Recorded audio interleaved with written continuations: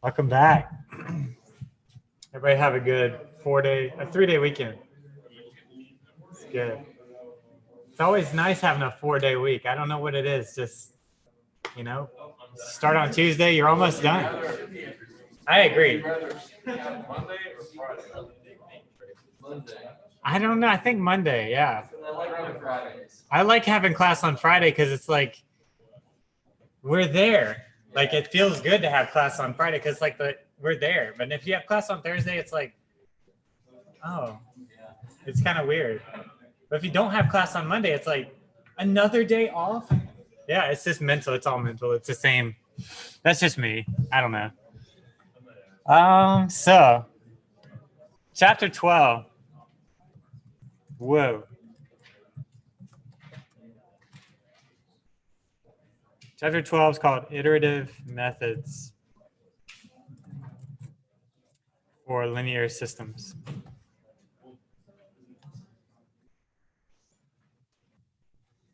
Chapter 12, Iterative Methods for Linear Systems. We've already talked about some other methods for solving a linear system of equations.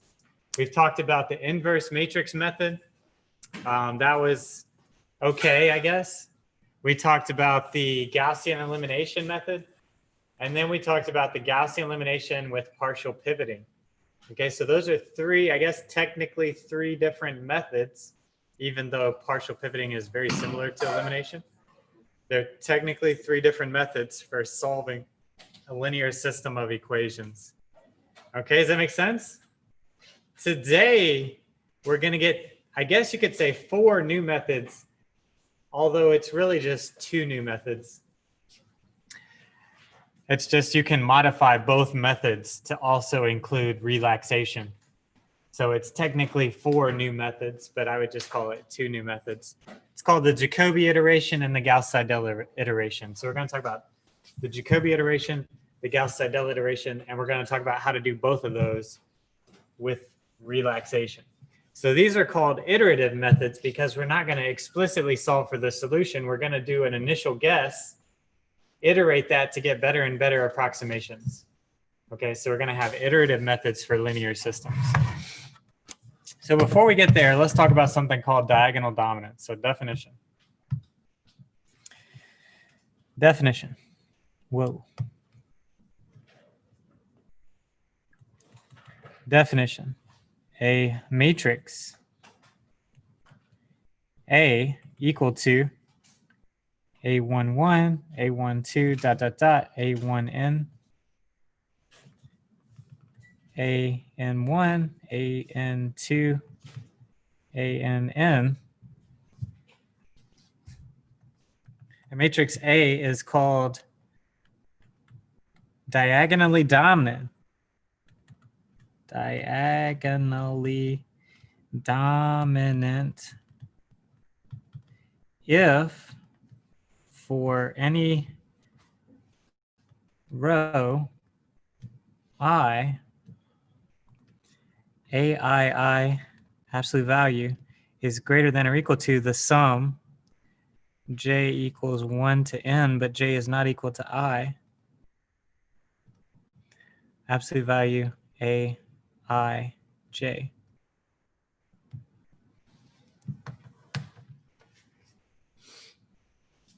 So diagonal dominance means the diagonal coefficient is larger than, the absolute value of the diagonal coefficient is larger than or equal to the sum of the absolute values of the other coefficients in that row.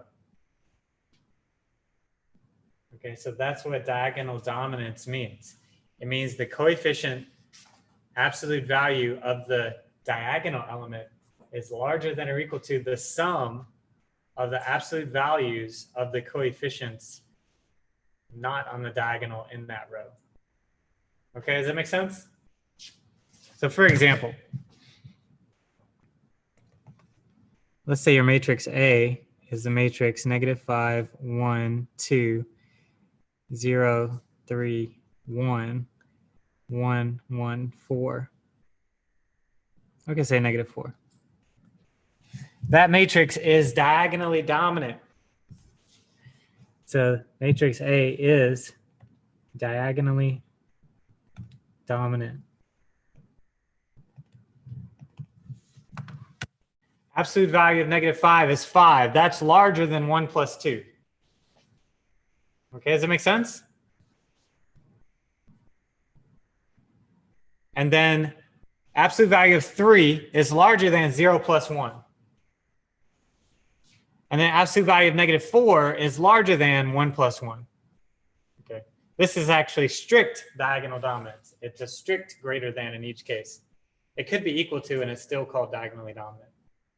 Okay, it's just not called strict diagonal dominance. But this is diagonally dominant. Does that make sense? Why do we need this? Well, we need our systems to be diagonally dominant to guarantee convergence of our iterative methods for today. So for today,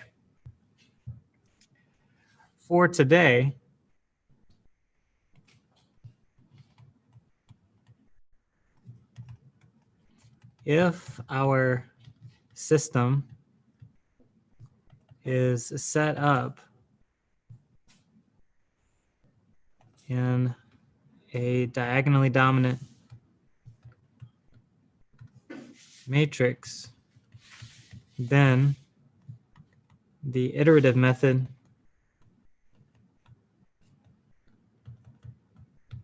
will be guaranteed to converge.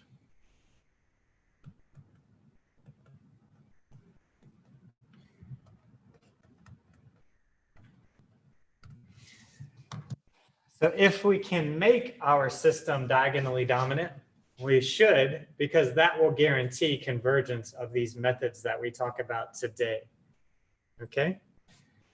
Does that make sense? So if possible, set up your equations so that the system becomes a diagonally dominant system, or your coefficient matrix becomes a diagonally dominant coefficient matrix. So basically, if possible, so for these methods,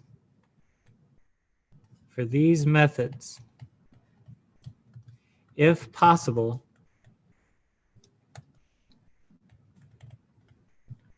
rearrange equations to make coefficient matrix diagonally dominant, because then you will guarantee convergence of these two methods that we're going to talk about today. Does that make sense? Yes. Does that say converge? Guaranteed to converge? Yeah, guaranteed to converge.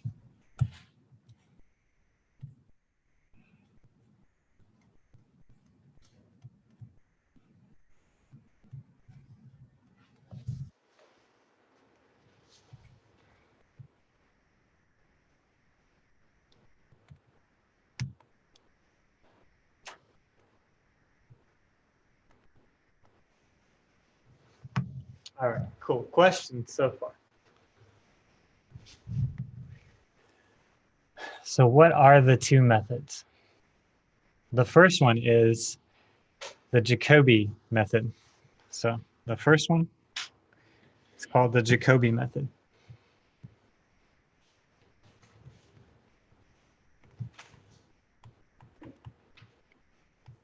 Some people call it the Jacobi iteration.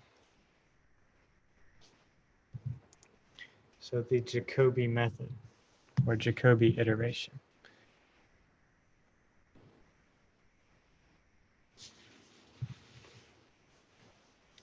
So I'm going to write a system of equations.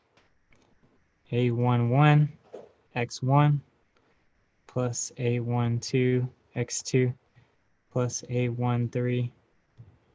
I'm going to use XYZ for now. XYZ equals B1, A21 x plus A22 y plus A23 z equals B2, and A31 x plus A32 y plus A33 z equals B3.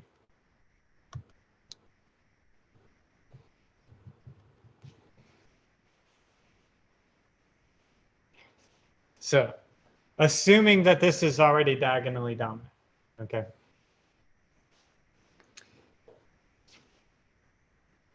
What I'm going to do at this point, assuming it's already diagonally dominant, I'm going to solve the first equation for x. So we get x equals b1 minus a12y minus a13z over a11. So I take the first equation and solve it for the first variable. Here I'm using x, y, and z. I could use x1, x2, x3, but here I'm just using x, y, and z. The second equation, solve it for y. So y equals b2 minus a21 x minus a23 z over a22. And then the last one, solve it for z. We get b3 minus a31 x minus a32 y over a33.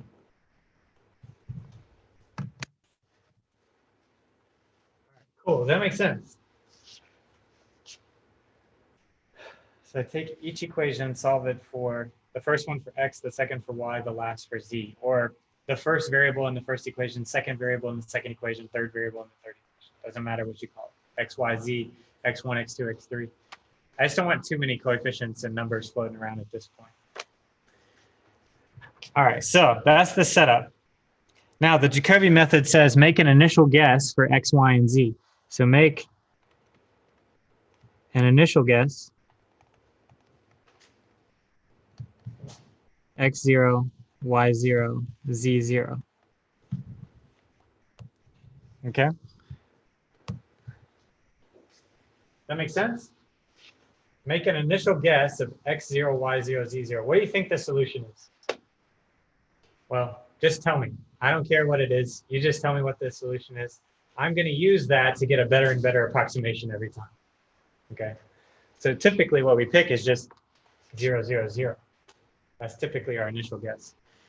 So from there, we would get x1 will be equal to b1 minus a12 y0 minus a13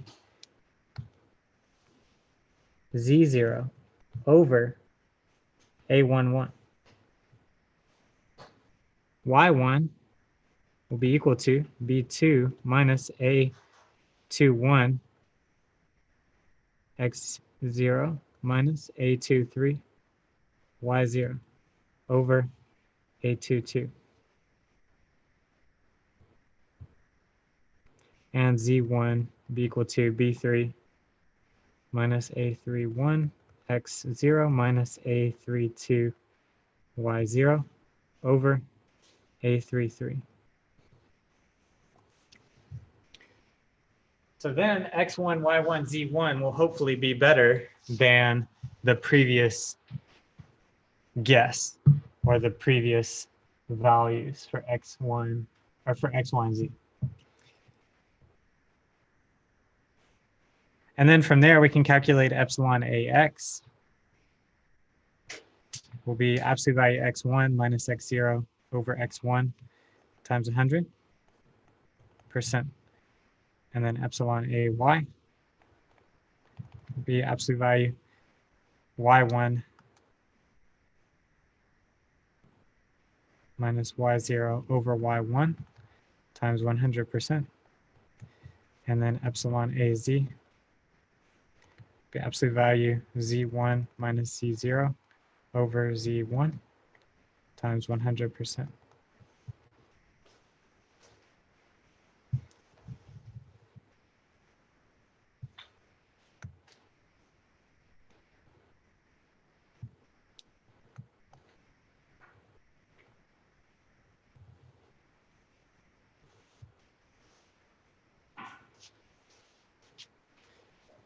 Okay, does that make sense?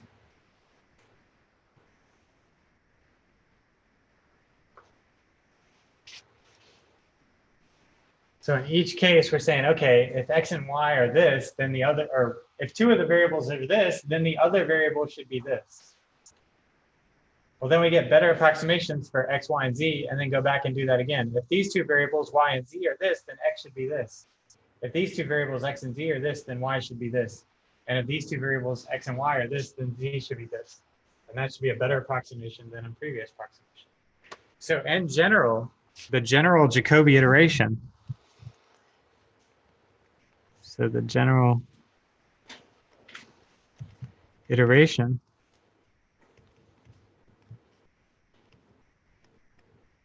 is going to be xi plus 1 equals b1 minus a12yi minus a13zi over a11. Yi plus 1 is going to be b2 minus a21 xi minus a23 zi over a22.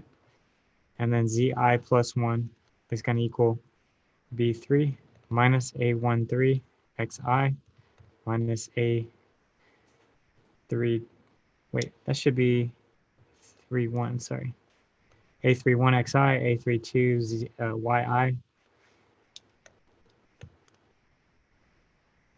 over a33. And epsilon ax is absolute value xi plus 1 minus xi over xi plus 1 times 100%. Epsilon ay, absolute value y I plus 1 minus yi over yi plus 1 times 100%. And epsilon az is zi plus 1 minus zi over zi plus 1 times 100%. So that is your general Jacobi method. Start off with your initial guess, x0, y0, z0. Use those to get x1, y1, z1. That make sense?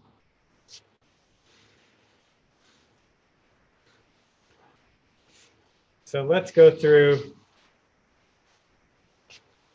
two iterations of Jacobi to solve a system. So, example, use two iterations of Jacobi to solve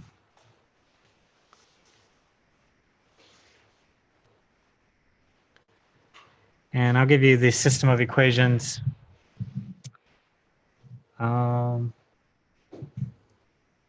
2x plus 3y plus z equals 0. X minus y minus 4z equals 1. And 4x plus 2y minus z equals -1. So use two iterations of Jacobi to solve and use the initial guess x0 equals 0, y0 equals 0, z0 equals 0.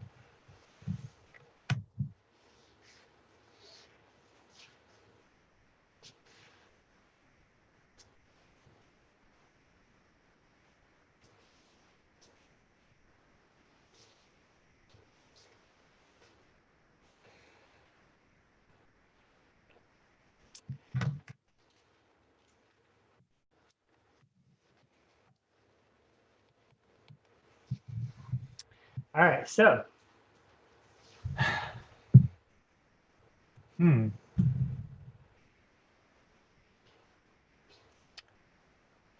what do I want to do?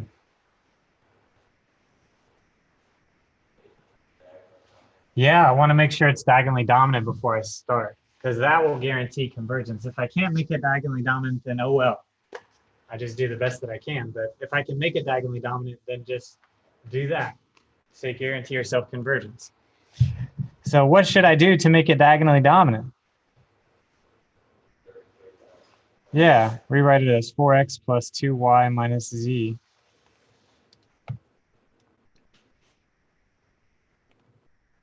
equals -1. This first one goes to the second, so 2x plus 3y plus z equals 0.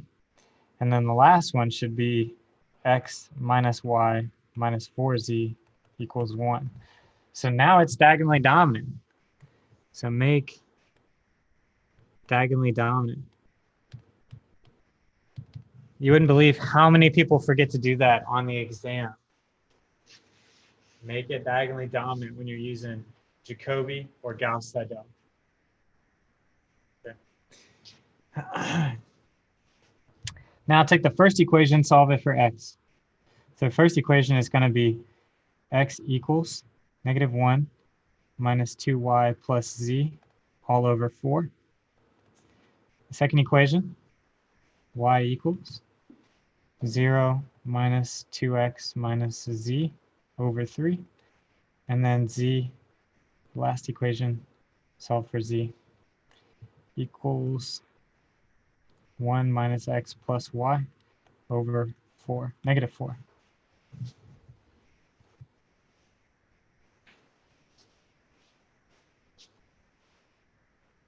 All right, so now we can get x1, y1, z1. So x1 is going to equal -1 minus 0 plus 0 over 4, which is -1 over 4.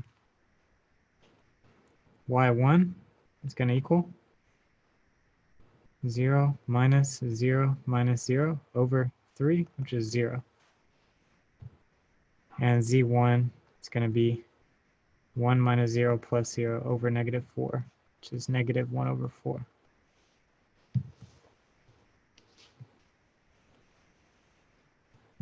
And here, epsilon A, ooh, I forgot to tell you.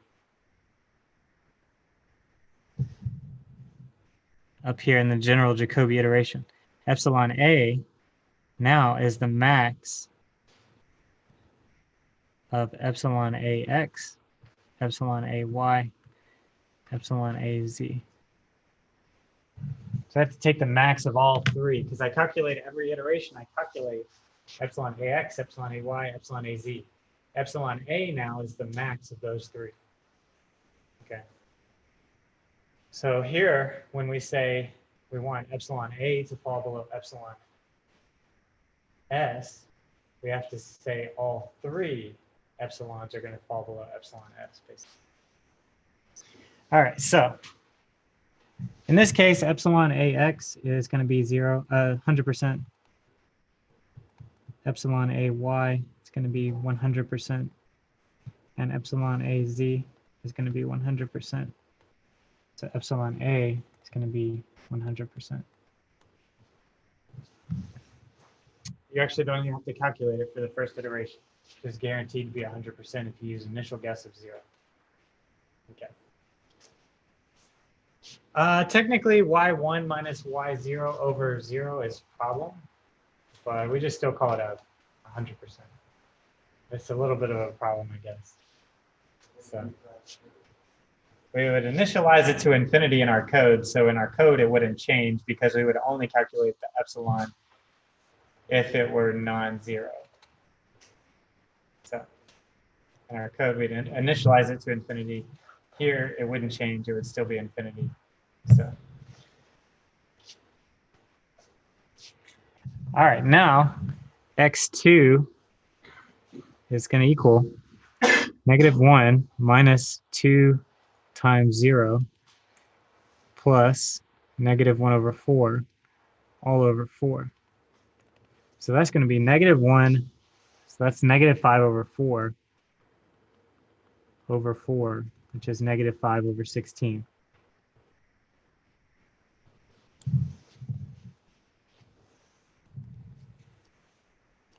And probably what I want you to do on the exam is just to go ahead and write everything in terms of decimals whenever you are computing these. So -0.25, -0.25. 5 over 16, I don't know if I have my calculator with me. I don't think I do. Somebody hook me up with the first 4 decimal places there. Negative 0.3125. Y2 be equal to 0 minus 2 times negative 1/4 minus negative 1/4 all over 3. So that'd be 0 plus 1/2 plus 1/4 all over 3. So 1/2 plus 1/4 is 3/4 divided by 3 is 1/4. So that's 0.25.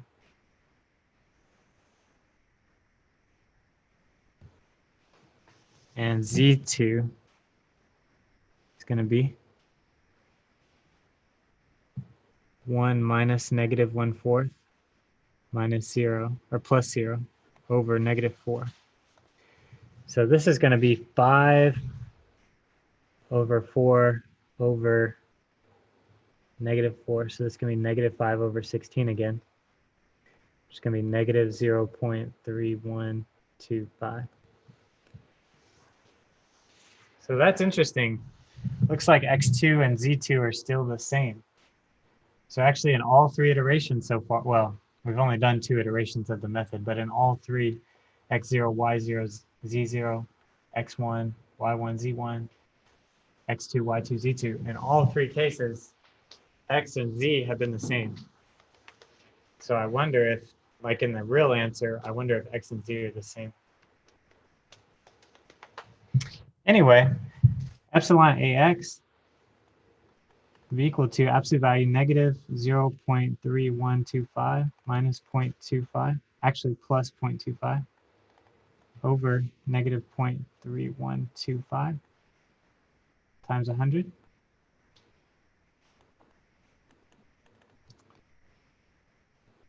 Epsilon AZ is going to be the same. And epsilon AY is going to be 100%. Because it's going to be 0.25 minus 0 over 0.25.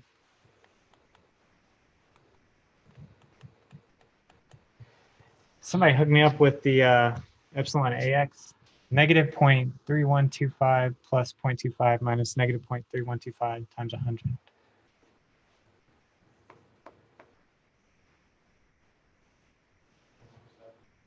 What is it?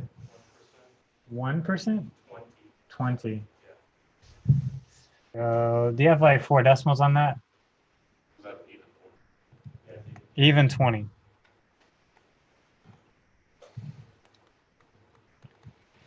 So epsilon A here still is 100%. So epsilon A still 100%. But this is roughly our solution right here to the system. I mean, I wouldn't say it's a very good estimate of the solution, but it's a rough estimate of the solution. I could probably do 2 more iterations and get a pretty good estimate for the solution. But you get the idea, right? So that's the Jacobi iteration. Just use all of the old information the entire time. Does it make sense? Questions?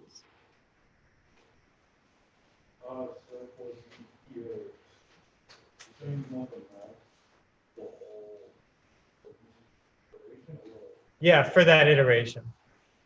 I want the max for that iteration. So I have EAX, EAY, EAZ for each iteration.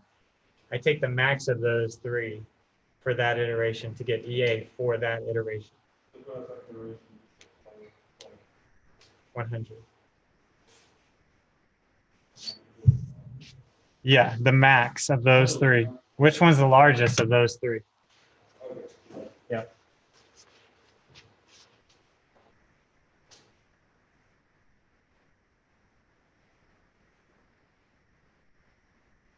All right, cool. Now, the Gauss-Seidel method is very similar. I'm just going to basically go up here and copy the general iteration. Everything is pretty much the same. So I paste that.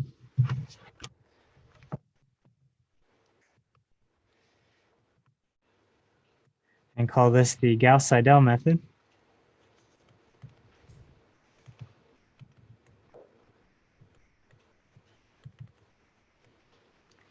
And here's the general Gauss-Seidel iteration.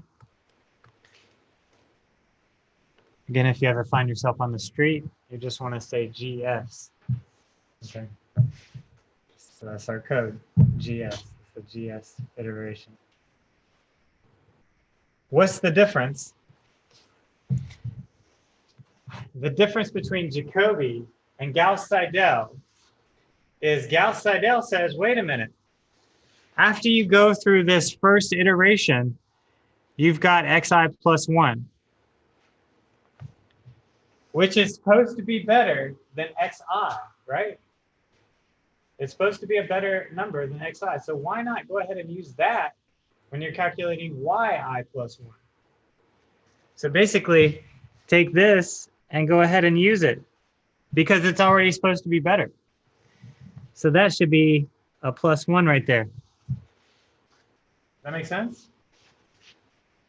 Likewise, when you calculate zi plus 1, don't use the old x and y values. Use the new ones you just calculated from this current iteration. So basically take this xi plus 1, put it right here, and take this yi plus 1 and put it right here.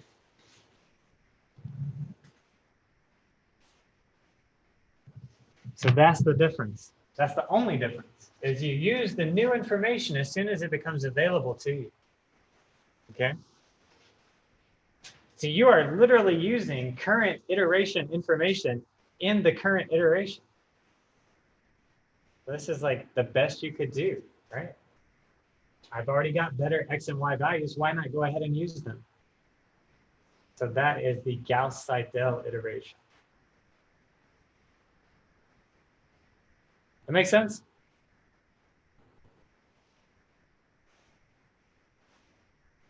Cool.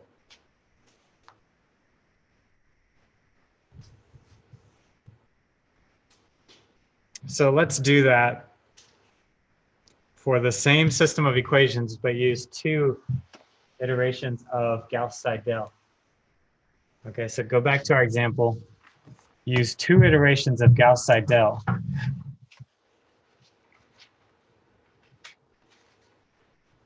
I'll leave this here for a second while you keep writing. But our example is going to be, go back to the original system that we had in our last example, make it diagonally dominant, then use 2 iterations of Gauss-Seidel with the initial guess of the vector 0, 0, 0.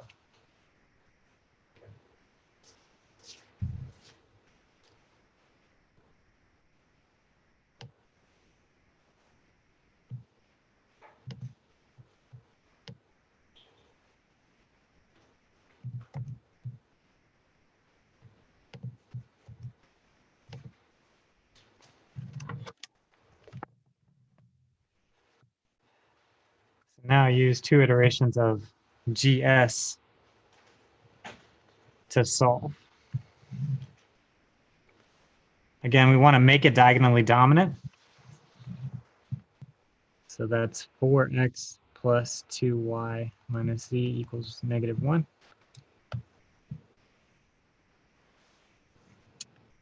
Two x plus 3y plus z equals 0. X minus y minus 4z equals 1.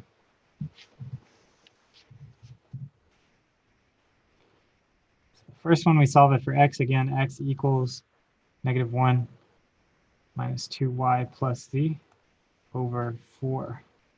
Second one, y equals -2x minus z over 3. The last one, z equals 1 minus x plus y over -4.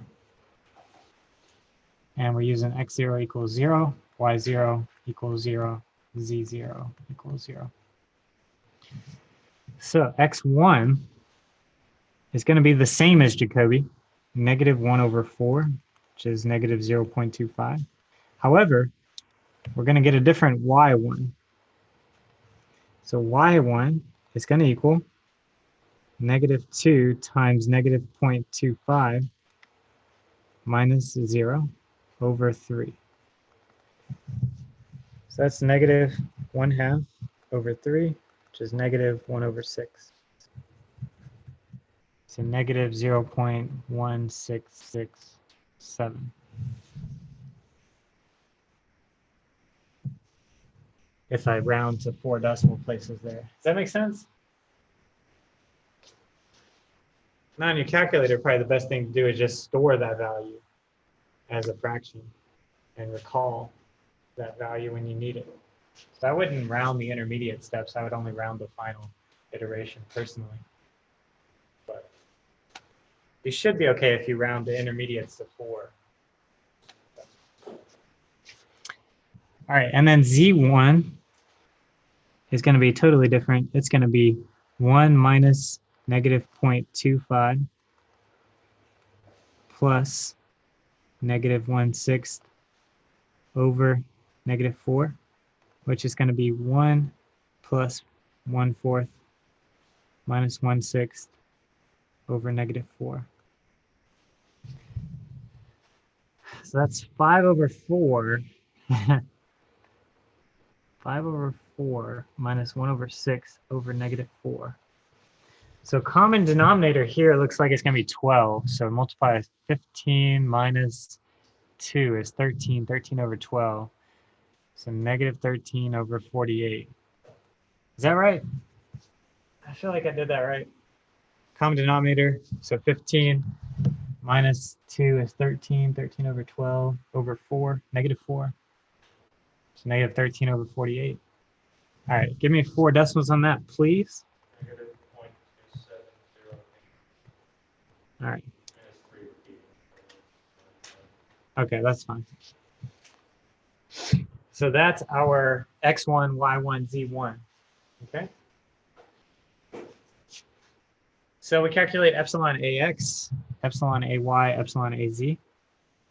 So I'll just do that down here. Epsilon ax is going to be -0.25 minus 0 over -0.25 times 100. It's going to be 100. These are all going to be 100 because the initial guess was 0.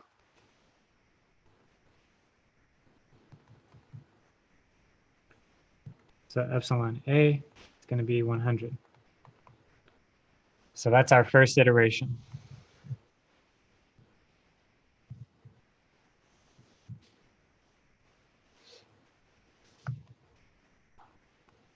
That makes sense.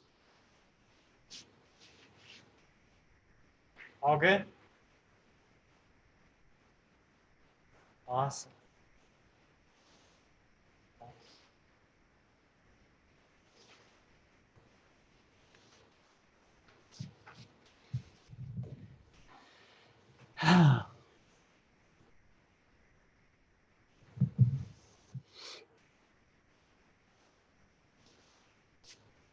Second iteration. Here we go.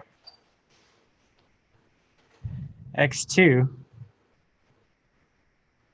going to equal, can't remember what the formula, -1 minus 2 times -1/6 plus -13 over 48 over 4. That's going to be -1 plus 1/3 minus 13 over 48 over 4. So that's going to be -2/3 minus 13 over 48 over 4. So it looks like we should multiply by 16. So that would be -32 minus 13 would be 45. So this would be -45 over 48 times 4 is 196. Thank you, 2. Sorry, I don't know where I got the 6. I think I was doing 9. 192. Thank you. And give me 4 decimals on that, please.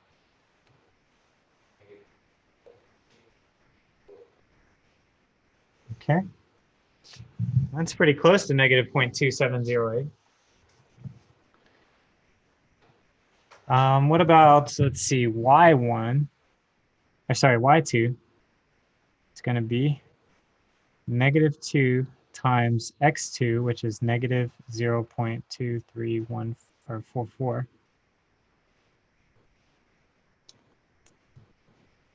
minus z1, so that's negative 13/48. And here I would just resort to number crunching in my calculator, stop using the fractions, over 3.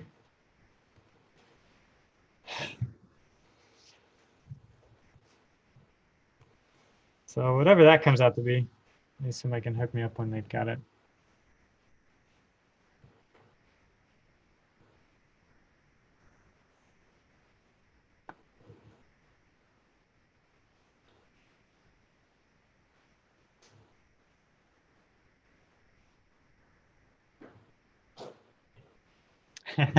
Nice. What's up?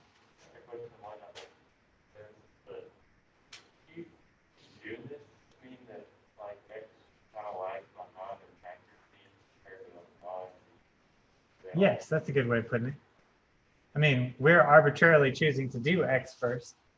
We could do z first, and then x would be ahead of z as far as accuracy. But yeah, that's a good point.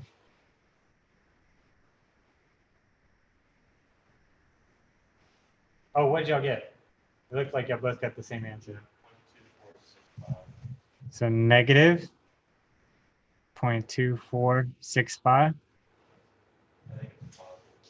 Oh, really? Yeah. You're right, because those are both positive. Thank you.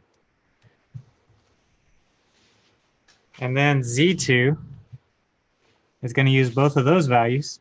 It's going to be 1 minus negative 0.2344 plus 0.2465 all over negative 4.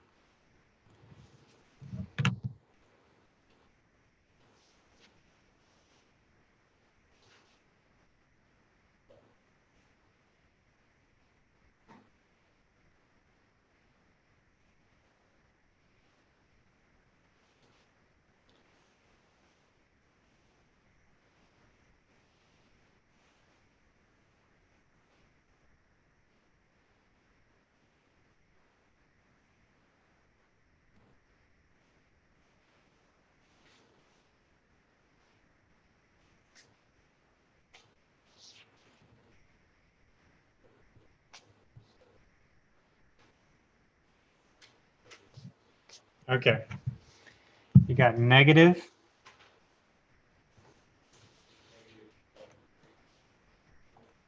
3702.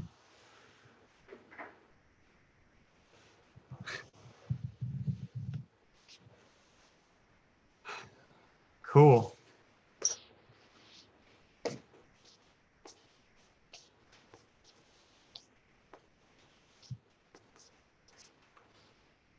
All right, epsilon AX.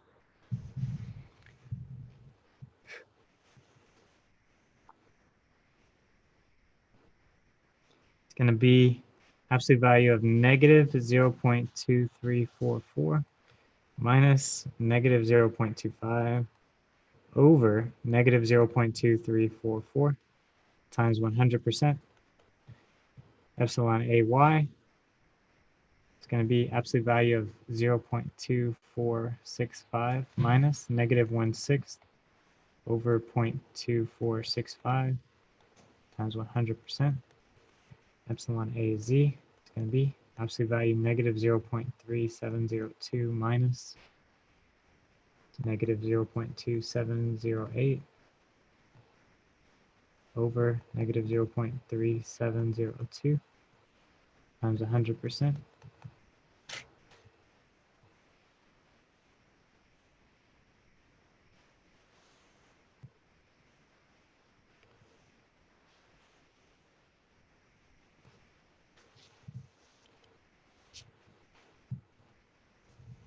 Oh, we're going to grab my calculator. Be right back.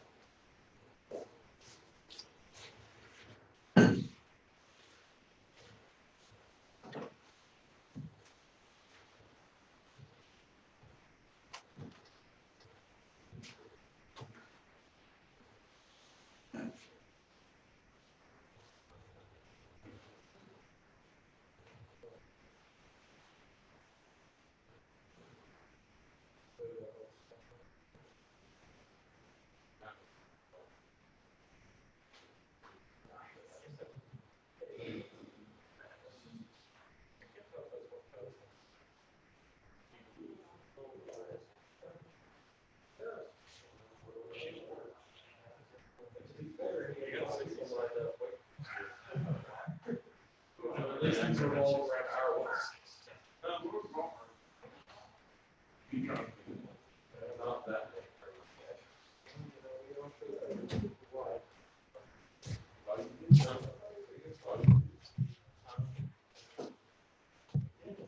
Anybody get the EAX already?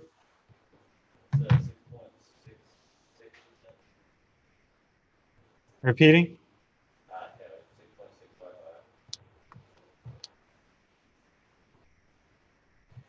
Did you get EAY already?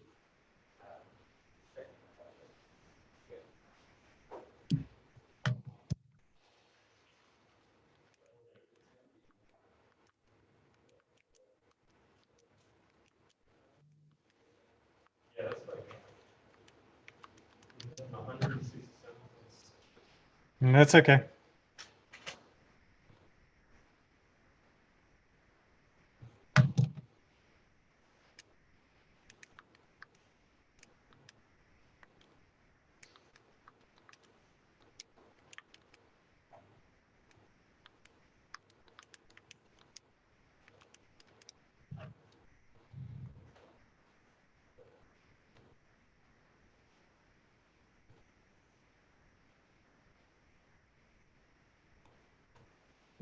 This is just something that's probably oscillating.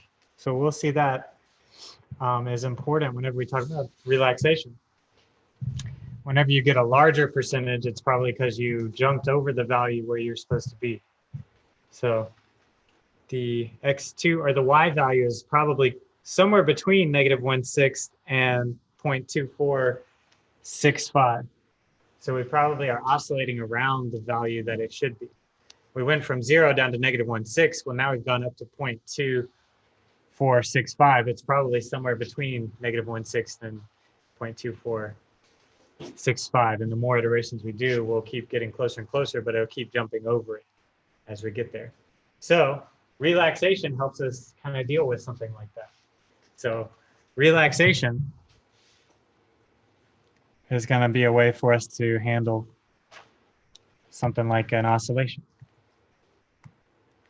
So relaxation.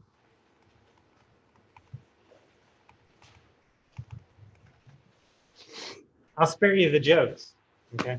I won't make any jokes about relaxation, okay? I'll spare you the jokes. Relaxation. So basically, relaxation says xi plus 1 is going to be lambda times x temp plus 1 minus lambda times xi, where x temp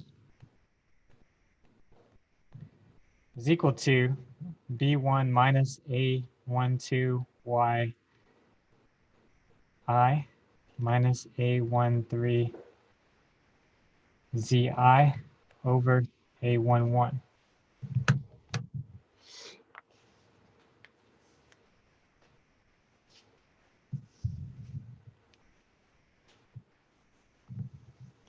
And lambda is a number carefully chosen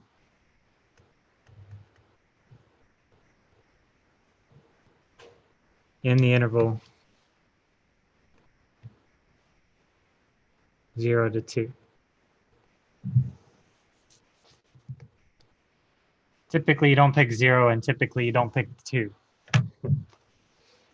Also, lambda equals 1 means basically no relaxation.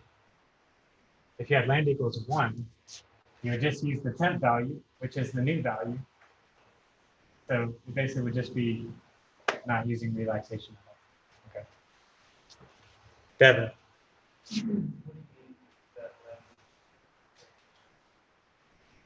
What do you mean? What do I mean by carefully chosen?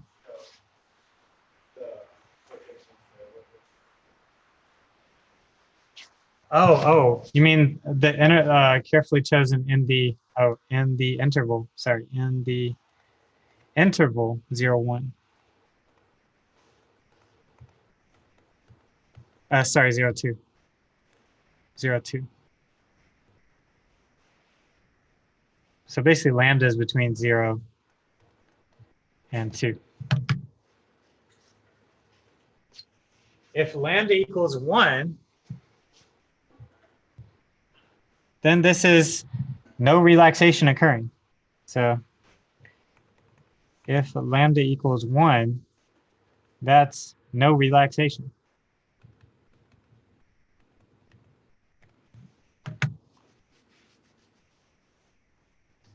That's no relaxation. So what are we doing with this relaxation formula? With this relaxation formula, we're taking a piece of our temp, but we're also taking a piece of our old value, and we're adding them together. So I'm saying, okay, how much weight do I want to put on the new value, and then also put some weight on the old value? Okay, so it's like taking a linear combination of my temp value, which is supposed to be my new value, but I'm relaxing it, and I'm also putting some weight on my old value. So I'm taking a linear combination of those x values to get an even better, hopefully, x value. Does that make sense? Now, what lambda is kind of determines how much weight you're putting on the temp, okay? So if lambda equals 1, you're not putting any weight on the old value. You're putting all the weight, or you're just taking the new value to be, you know, what it is. That's basically not relaxing anything. There's no relaxation happening. You're just basically doing the original iteration, Jacobi or Gauss-Seidel. Does that make sense? All right. If lambda is greater than 1, less than 2, so if lambda is between 1 and 2, this is called over-relaxation.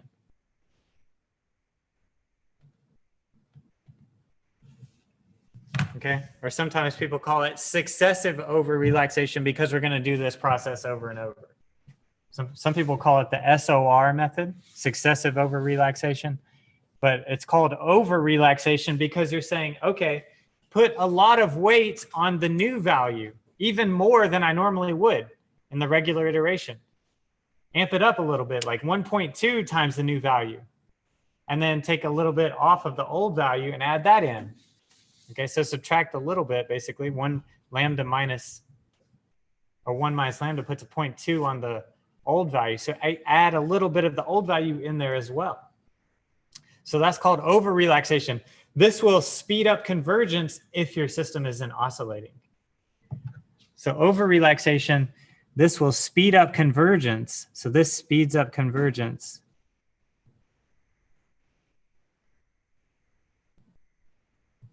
If the system is not oscillating, if the system iterations are not oscillating.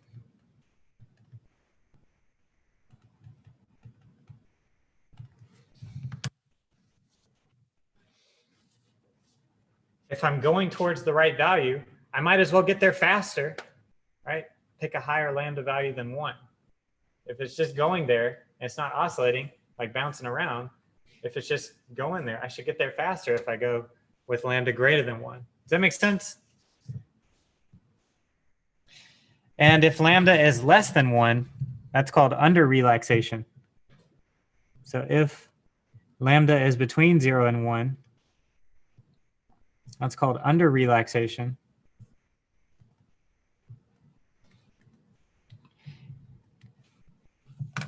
This will also speed up convergence if the system is oscillating. So this speeds up convergence. Speeds up convergence if the system iterations are oscillating. Basically, you don't want to go as far as the regular iteration would go. You want to tone it down a little bit. You say, okay, maybe I'll only take 0.75 of the new value and then put some of the old value, actually subtract away some of the old value. So I go back a little bit. So I don't go so far over where I need to be. So it brings the oscillation down. It under-relaxes it. That will help speed up convergence because you're not jumping over so far. You're actually landing closer to where you want to be. Okay, does that make sense? So in both of these cases, over relaxation, under relaxation, if you pick them correctly, based off what your system does without relaxation, you can help speed up convergence. Now, if you choose the wrong one, it will probably slow your convergence down. Like if you over relax and you're oscillating, you will amplify that oscillation. If you under relax and you're not oscillating, you will slow your system down. Okay. So if you run the iteration without relaxation altogether, you need to see what it does first, and then pick lambda either greater than 1 or less than 1 to help speed up the convergence. Okay. So that's relaxation. Now, with Jacobi, relaxation is no big deal. You can calculate x temp, y temp, z temp, and then relax all three. But for Gauss-Seidel, to get y temp, you actually already have to have xi plus 1. So you have to go ahead and relax x temp to get xi plus 1 to get y temp. Okay? So for Gauss-Seidel, the relaxation happens immediately. Whereas Jacobi, you can wait to relax until you get all three temp values. So let's just kind of highlight the difference between Jacobi and Gauss-Seidel with relaxation. So Jacobi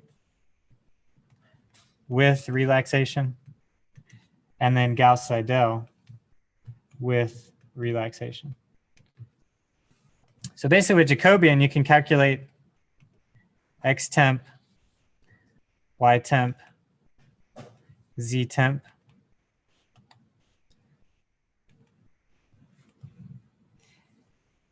So that's the first thing you can do. And then the second thing you can do is relax x, y, and z. However, with Gauss-Seidel, the first thing you have to do is get x temp. Then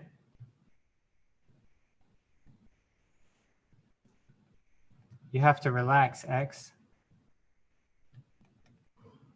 And then the second thing you can do is get y temp. And then relax y. And then the third thing, you get z temp. And then relax z. Has to be in this order whenever you do Gauss-Seidel. Jacobi, you don't care because you're not using the new ones until you get to the next iteration. However, with Gauss-Seidel, you want to use xi plus 1 in the current iteration. You can't get xi plus 1 until you've relaxed x temp. Does that make sense? So there's a very specific order you have to go through whenever you do Gauss-Seidel with relaxation. Cool. So when we code these up, since Jacobi doesn't matter, I'm going to go ahead and write it in the same way as I would Gauss-Seidel. That way, when I make the change from Jacobi to Gauss-Seidel, all I have to do is change some of the elements of my vector, basically. So, cool? Cool. All right. What's up? So, is there a way to like figure out pretty quick like a formula something whether you should relax or under-relax? You have to look at what the system does without relaxation and see if it's oscillating. If it's oscillating, under-relax. If it's not oscillating, then over-relax. There's no, man, maybe. I don't know of any. There may be. I don't know of any like mathematical way you could know that it's going to oscillate before you start this solution process. Maybe. I don't think so. Does that make sense? All right.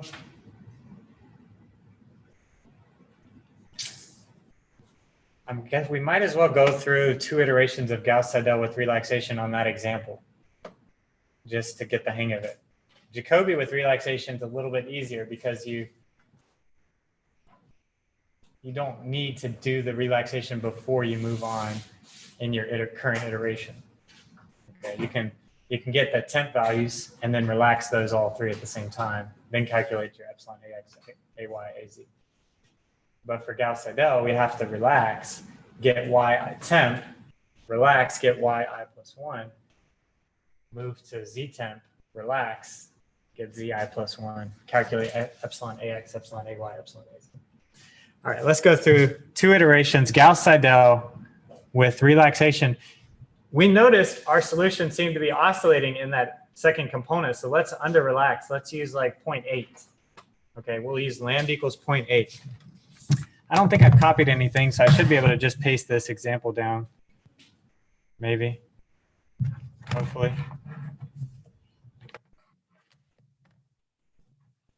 Let's see.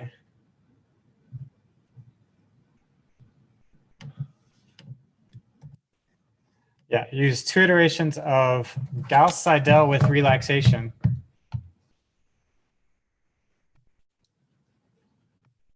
So use 2 iterations of Gauss-Seidel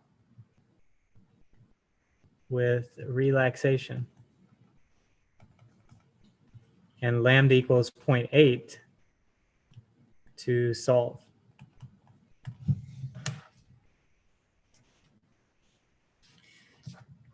So use 2 iterations of Gauss-Seidel with relaxation, lambda equals 0.8 to solve.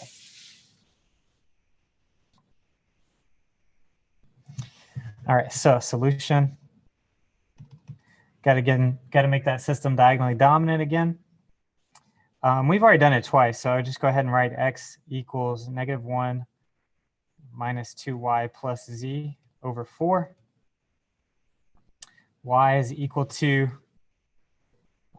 let's see, we did -2x minus z over 3, and z equals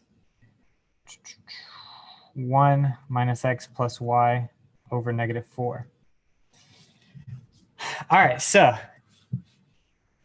whoa. So x temp is going to be -1 over 4. And this is my iteration 1. So iteration number 1. My x temp is -1 over 4. Okay, does that make sense? Now, relax that to get x1. x1 is going to be lambda times -1 over 4 plus 1 minus lambda times 0. In this case, that's going to be 0.8 times -1 over 4.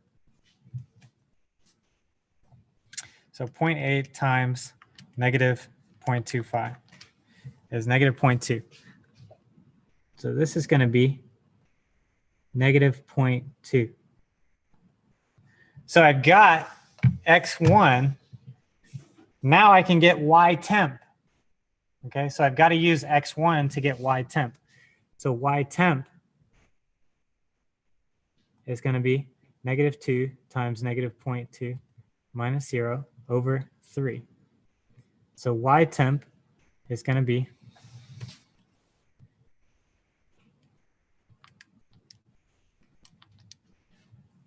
.133 repeating.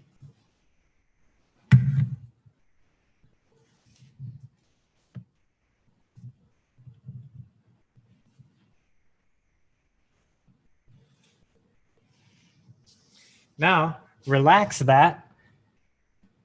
So y1 is going to be lambda times 0.133 repeating plus 1 minus lambda times 0. So this is going to be 0.133 repeating times 0.8. And I get y1 now is 0.1066 repeating.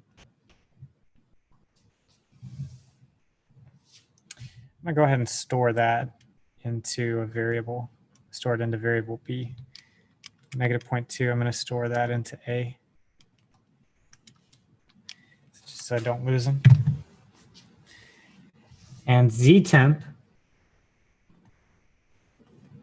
is going to be 1 minus -0.2 plus 0.1066 repeating, all over -4. So in this case, for me, it's 1 minus A plus B divided by -4. And I get Z temp is equal to -0.2733 repeating. I'll store, well, let me relax that. Z1 is going to be lambda times -0.2733 repeating plus 1 minus lambda times 0. So Z1 is going to be -0.218666 repeating. So I'll store that into C. So that's my first iteration. Now calculate epsilon AX equals 100%. Epsilon AY equals 100%. Epsilon AZ equals 100%, just because the initial guess was 0, 0, 0, right? So I'm just going to get this number over itself times 100. It's just going to be 100. So that's my first iteration of Gauss-Seidel with relaxation. In this case, under relaxation. Now I'll go to the second iteration. So iteration number 2, I calculate X temp.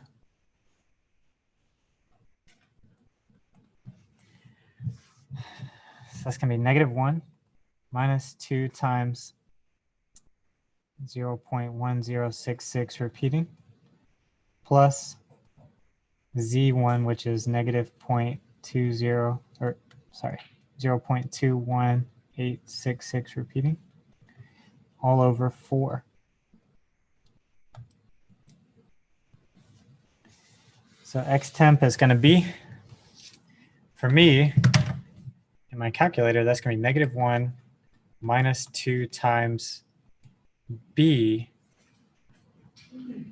plus C over 4.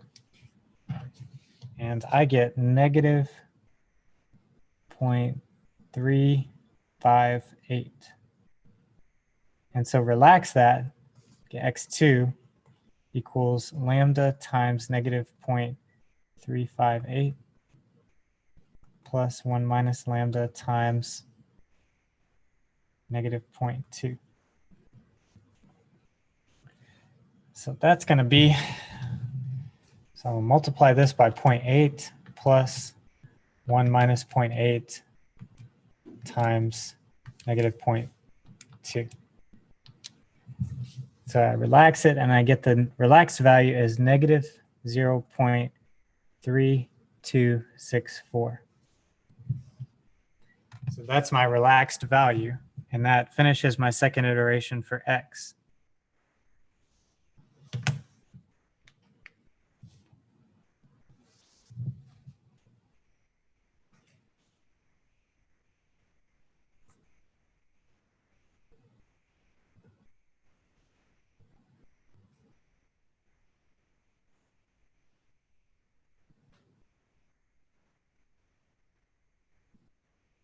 Now I'm going to use that value to get Y temp.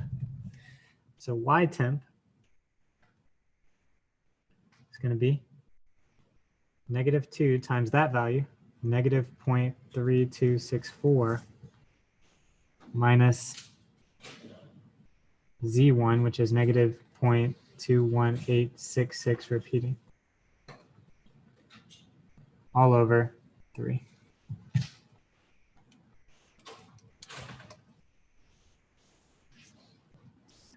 So for me, I just stored the new X value into A. So I'm going to do -2 times A minus B.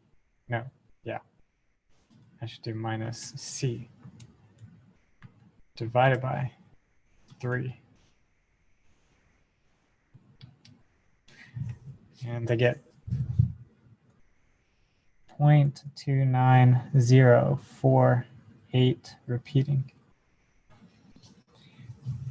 So that's my temp value, but I want to relax that. So Y2 is going to be lambda times 0.29048 repeating, plus 1 minus lambda times 0.1066 repeating. So my relaxed value is 0.8 times that plus 1 minus 0.8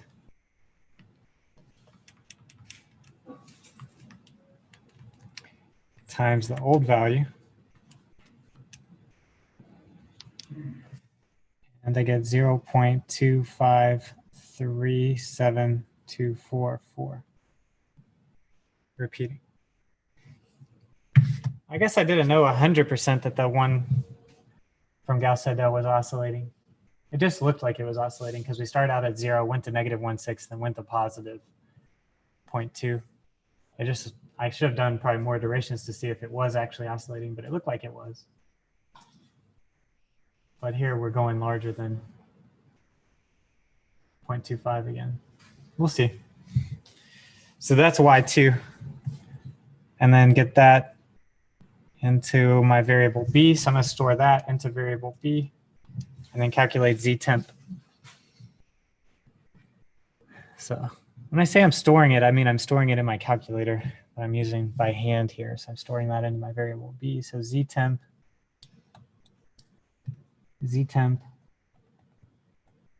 is going to be 1 minus the x value. The x value is -0.3264 plus the y value, which is 0.2537244 repeating, over -4. So my z temp in my calculator is going to be 1 minus the x value, which is a, plus the y value, which is b, divided by -4. I get this is -0.395031 repeating. And then relax that to get z2. So lambda times -0.395031 plus 1 minus lambda times the old z value, -0.21866 repeating.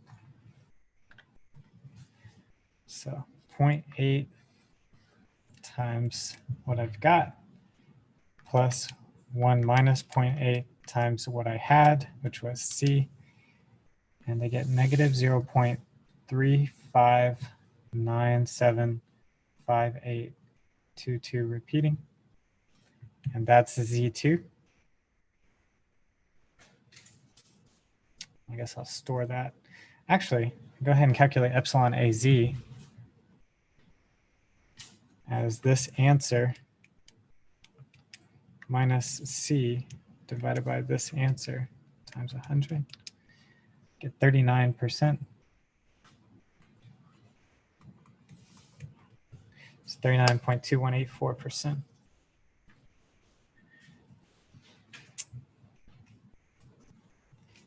Epsilon ay is going to be the current value, 0.2537244 repeating, minus the old value, which was 0.1066 repeating, divided by the current value times 100. And here I get 57.9596%. And epsilon ax is going to be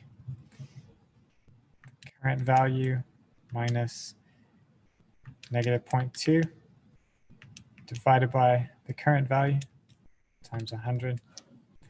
I get 38.7255%. So epsilon A is going to be 57.9596%. See, I'd say the relaxation worked because we brought our iteration error down on the second iteration. We were at 167% with Gauss-Seidel. Well, now we're at 57.95% with Gauss-Seidel with under relaxation. Okay, does that make sense? All good? Yeah, that's good. We have asked 3 iterations in the past. Usually one is without and one is with. Sometimes we do Jacobi with relaxation. Sometimes we do Gauss-Seidel with relaxation. Usually the other one is without relaxation. So get really good at like using your calculator, you know, storing some values and being efficient. Okay, don't be fast, be efficient and correct at the same time. That's a good like meme, or I guess whichever. I think it was a meme. Somebody posted a picture one time, and it was a guy that went into an interview. I don't know if I've told you the guys this joke before. Probably so.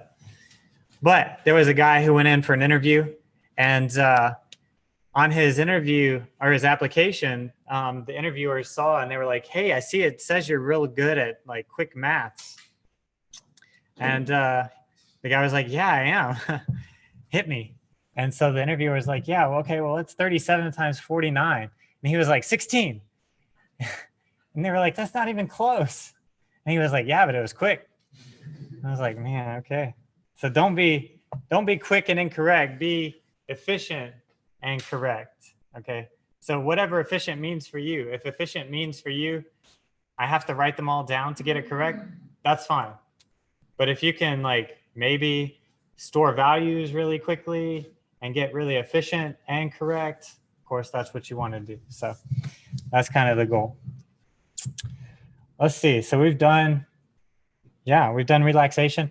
Jacobi, I don't have to relax before I get the temp values, but it doesn't matter if you do. So you might as well do it the same way each time so you don't forget how to do Gauss-Seidel. That's my recommendation.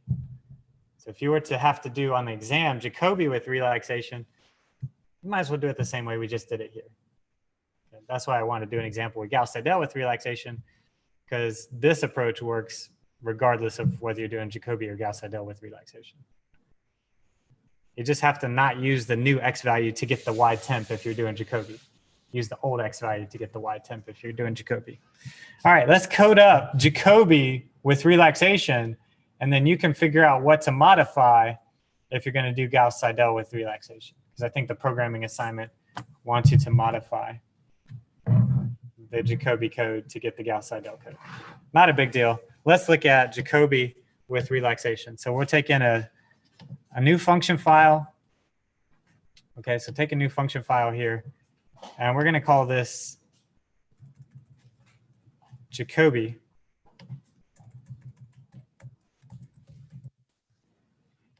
And what we're going to put into our Jacobi is a coefficient matrix A, capital A, right-hand side vector B.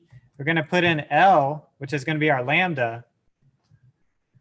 We're going to put in ES and a max it.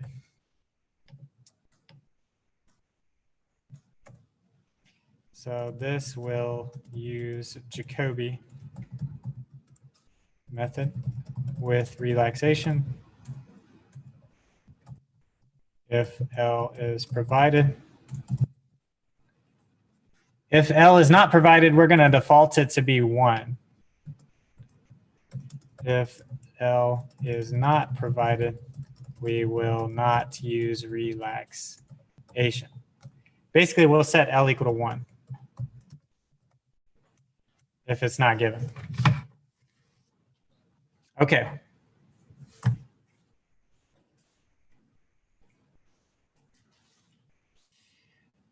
So what are we going to do here? I guess do all this if number of arguments in is less than 2, error. Need at least a system of equations. If number of arguments in is less than 3 or is empty ES. I can't remember, do we put the single quotes on the ES or not? I don't think we do. If ES is empty, oh, sorry, ES isn't the third thing. L is the third thing. If L is empty, we're going to set L equal to 1.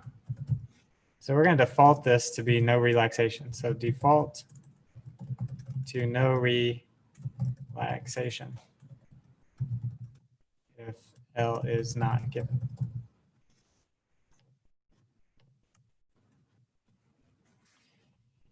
If number of arguments in is less than 4 or ES is empty, we're going to default ES to be 0.0001. And if number of arguments in is less than 5 or max it is empty, set max it equal to, I don't know, we'll say 100. Okay. So that's all the preliminary stuff, just to make sure it works. Seems like we had some errors last time we tried to use else if structures here, so let's use just the if and structure. So we're defaulting our values if they're not provided. A and B must be provided. We will assume that A is diagonally dominant. So we will assume the system AX equals B is diagonally dominant as provided by the user. Because making that system diagonally dominant would be a pain, right? Trying to find an algorithm to do that. We're not going to go through that. We don't have time. So we'll just assume that the user has been studious and provided us with a diagonally dominant system already. So now our while loop. So let's get to our while loop. So while EA larger than ES and iter is less than max it, do some stuff. So what does that mean? It means we need to initialize some stuff. So we're going to initialize EA is infinity and iter equals 0.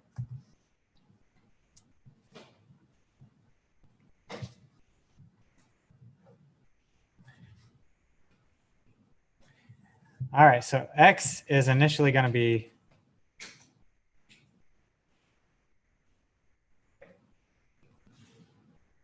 0. Y is initially going to be 0, and Z is initially going to be 0. So that's my initial guess. So we will assume an initial guess of 0, 0, 0.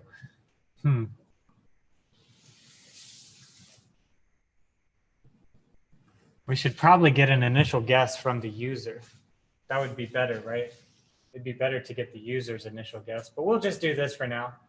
You can think about how to modify it if we want to include an initial guess from the user. We'll just say it's 0, 0, 0 for now.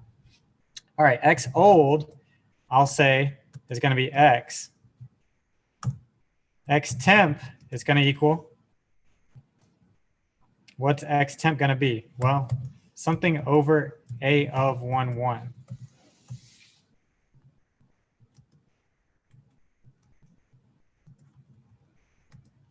What was it going to be? Well, from our formula, it was going to be B of 1 minus A of 1, 2 times Y old minus A of 1, 3 times Z old.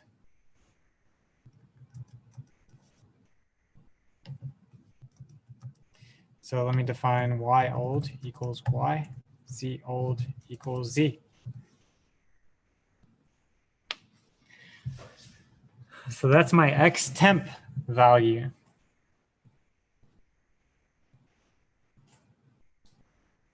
Now, relax that to get X. X is going to equal L times X temp plus 1 minus L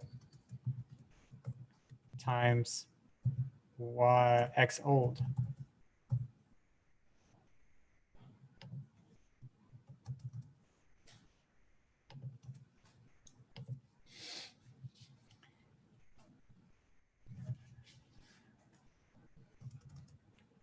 So this is your relaxation step.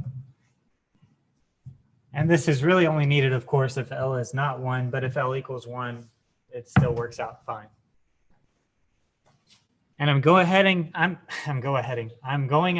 and relaxing this x value, even though this is Jacobi, and I don't technically need to do this until the very end, right before I move on to the next iteration. I'm just going to go ahead and do it right here so that when you have to do the Gauss-Seidel function, you just have to make the appropriate changes.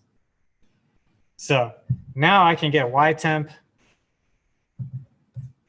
or I can write, actually, let me go ahead and do epsilon ax. So EAX equals absolute value of x minus x old over x times 100. So let me go ahead and calculate EAX. And actually, I should only do that if x is not 0.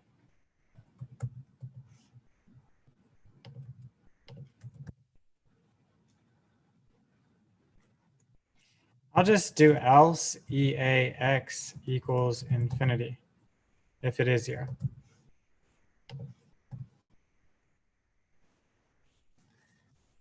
Is that fair?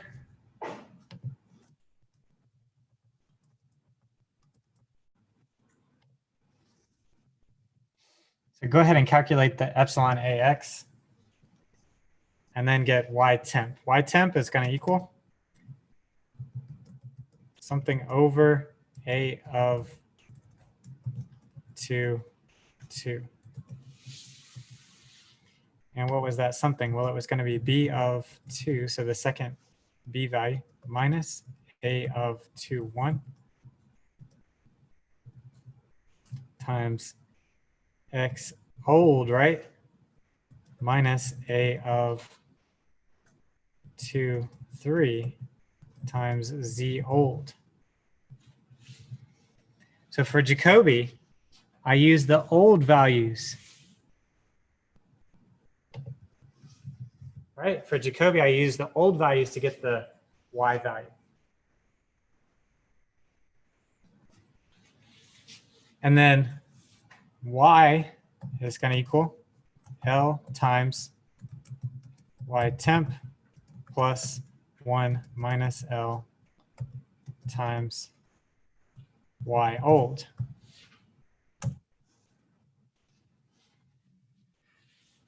So again, this is our relaxation step.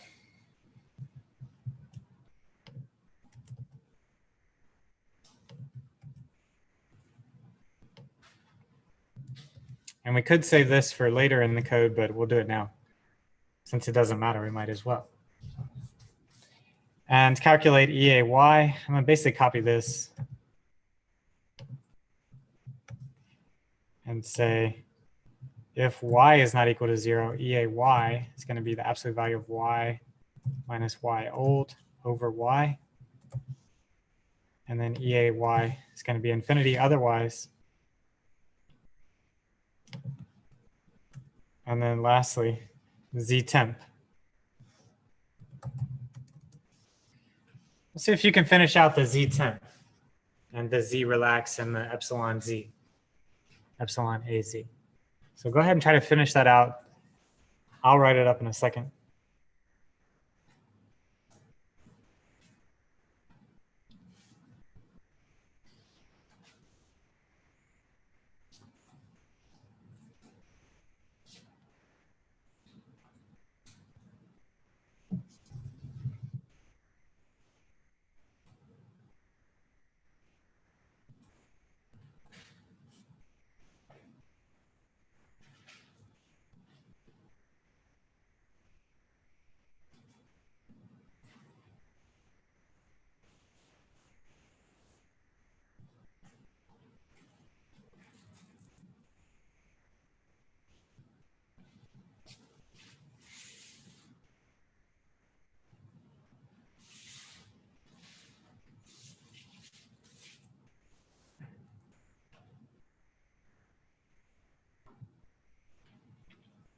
All right, z temp b of 3 minus a of 3, 1 times x old minus a of 3, 2 times y old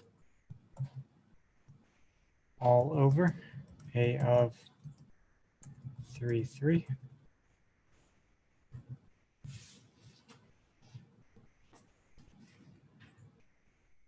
and z is going to be relaxed as L times z temp plus 1 minus L times z old.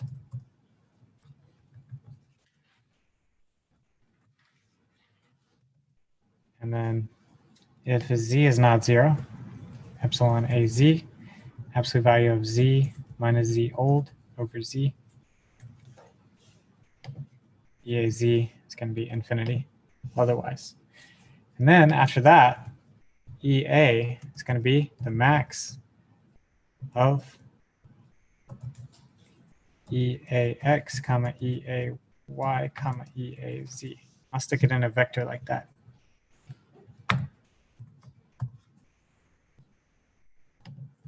So I'll take the max of this vector, EAX, EAY, EAZ.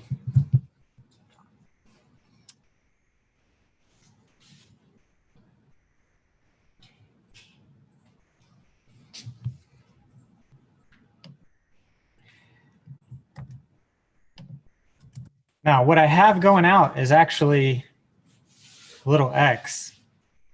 So I'm going to change that up here to be capital X.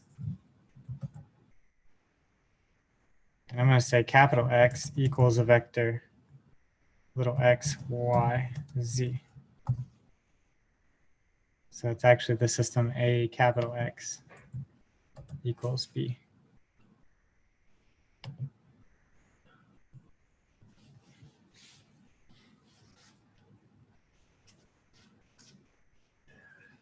All right, cool.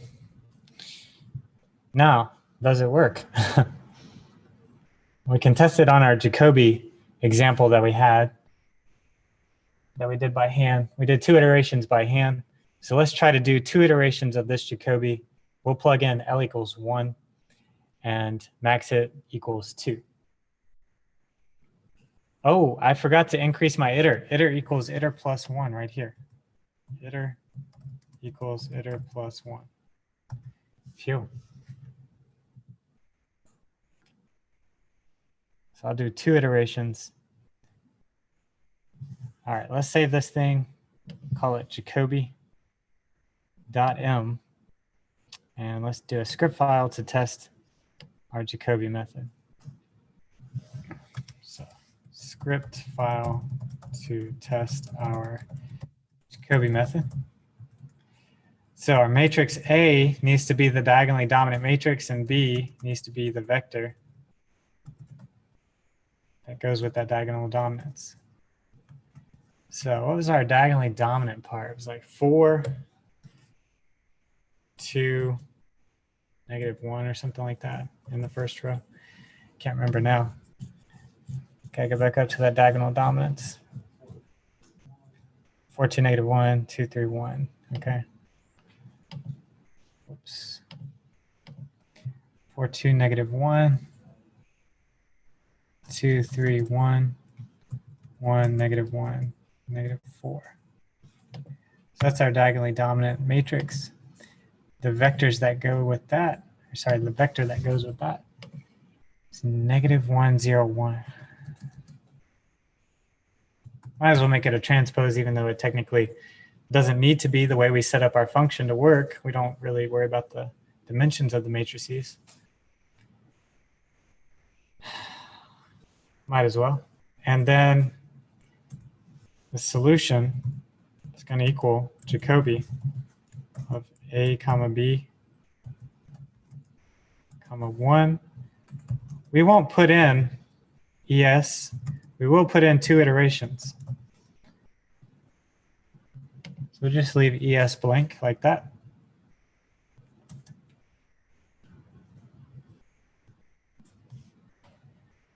All right, so moment of truth, I suppose.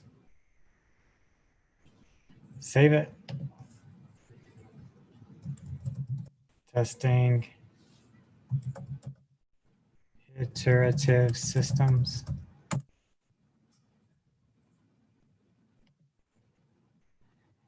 I'll put the solution here. Hey, is that what we got by hand? It sure feels like it. My gut tells me it is the same thing we got by hand. Yes. Success. I should probably in my function file make this a transpose right here in line 55, just so it, you know, dimensions of the matrices work out, even though it doesn't really matter. It's probably better to do it like that. Yeah, man, that's exciting. We did it.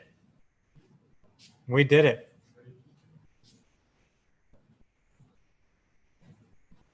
And we did Jacobi with relaxation. Well, we didn't test our relaxation because we did lambda equals 1, but I guess, well, we didn't do anything by hand, so we don't have anything to check it against. Quick question for you. What would the change be if we wanted to do Gauss-Seidel instead? And I don't feel bad talking about this. What would the change be in this loop if we want to do Gauss-Seidel instead? Basically, this temp value here, what needs to change in this line, 36? X old becomes X. Yeah, X old becomes X. And what changes in line 43?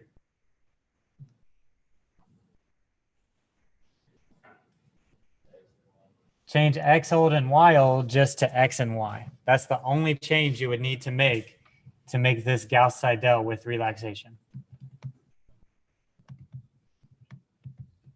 So I would literally copy this file, create a new file, relabel it Gauss-Seidel at the top, and then make those 3 changes. And now you have Gauss-Seidel with relaxation. Amazing. Absolutely amazing. All right, let me take the roll. We'll call it a day. You guys get some practice doing this stuff by hand for the exam coming up next week. All right, I'm going to stop the recording.